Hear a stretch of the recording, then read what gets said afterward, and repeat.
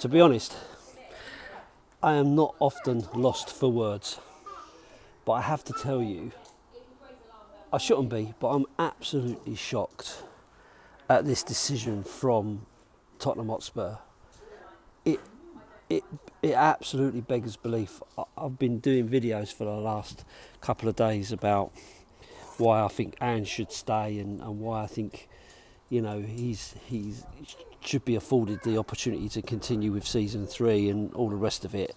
And I've had nothing but support from Tottenham fans. There's an odd person who disagrees, obviously, but for me, the majority of people have been saying to me, yeah, absolutely needs to stay, give him the opportunity and all the rest of it. But the club have literally just announced that they have relieved him of his duties. I haven't confirmed who's coming in. That's to come. But at this moment in time, we now have no manager, and I'm now bambling because I'm just not really sure what I need to say about it, because I'm shocked. It's just a crazy decision. 41 years since we've won a European trophy. 41 years. And in all that time, we've had all these top class managers and all the rest of it have not been able to deliver anything. 17 years since we won any sort of trophy, and that trophy was a League Cup. 1991, the last time we won an FA Cup. And I couldn't, to me, logically, the only reason this has happened is because the board want to keep us in a perpetual state of rebuild. Like, literally, they're now going to get rid of the manager who's just brought you success so you can start all over again. Don't have to go out and really build on this. Don't have to go out and spend any kind of level of money, because the new manager will need to assess the squad, see what we're good at, you know, bring back all the players that are on loan, give them an opportunity to show what they can do, blah, blah, blah. Brings us to January. January then is, you know, that's panic time. You can't panic buy players, you know, and all the rest of it. So, you know, wait for the summer. The summer comes, buy a few players just to appease people, and you're in that cycle all over again. And then in 18 months' time, that manager is then sacked, and we start again, and we get on the same old merry-go-round, around and round and round and round we go. Now listen, I totally understand 22 league defeats last season was not acceptable, absolutely not acceptable, but there are lots of issues around that. There's lots of things that impacted that, but surely, if you've given the club Champions League football as a platform and a trophy, that should at least afford you an opportunity to show what you can do if you are fully backed. But that's not Tottenham. That's not what's going to happen. They're not going to back this manager. They're not going to back the next manager. And we will be just going round and round and round and round in circles. And we'll all be moaning and groaning and getting all upset about it. And it's just a crazy situation. Only at Tottenham Hotspur would something like this happen. Only at Tottenham Hotspur would they sack him. And you can give me all the arguments about, look at Ten Hag and how that happened. Totally different scenario. Ten Hag and to be honest with you, I don't even think Ten Hag should have been sacked. I think the biggest problem over there is their personnel and their recruitment and how they deal with, you know, bringing in all these massive players on massive salaries with all these massive egos and have no real interest in the football side of that football club, and bigger problem. So I don't take that analogy at all. I don't buy into it. But I'm literally, it's literally beyond belief that Tottenham Hotspur could do this. I mean, if Daniel Levy couldn't be any more hated, this has just topped it up even more and given us an excuse to really dislike him even more.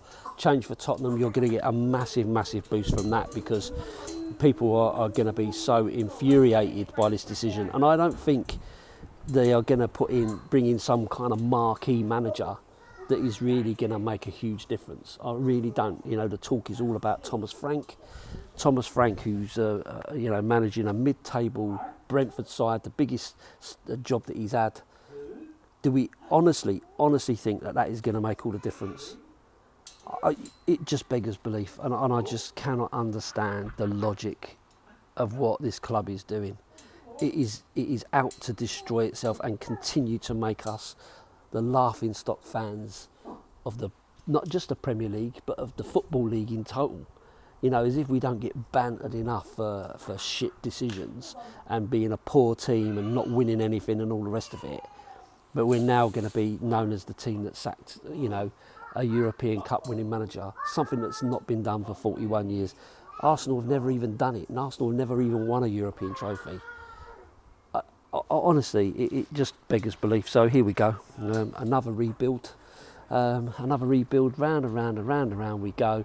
Where it stops, nobody knows, and we continue down that route and remain the fools of the season. Just renewed my season ticket. So they've already had me money.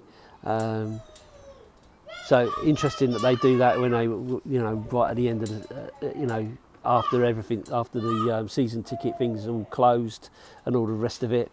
It's just calculated rubbish. It really, really is. And I've got to be honest with you, I just don't know what to say. I really, really don't know what to say. So I'm kind of just babbling on here. But truly gutted and disappointed that this club cannot see its way of building for the future. I really don't. It's almost like a curse and a punishment to be a Tottenham fan at this moment in time. So yeah, absolutely lost and gutted. I guess to end the video, what I would say is to Ange Postecoglou, not that you'll ever see this video, not that you'll ever know, but I hope you do know that you are an absolute legend.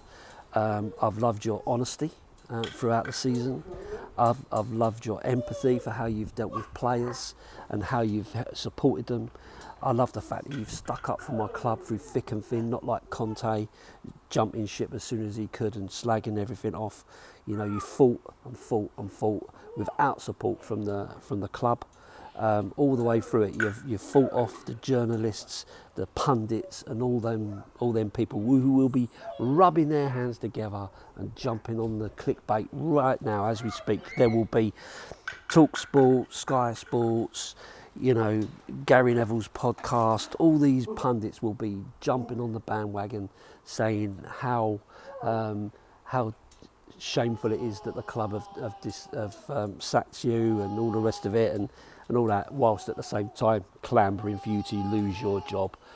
But for me, Ange Postecoglou will be a legend at this football club. I am forever grateful for what he did, bringing that trophy home, and I hope that he moves on to bigger and better things, and I hope he continues to win trophies wherever he goes, and Daniel Levy can look back and go, what a missed opportunity we had there.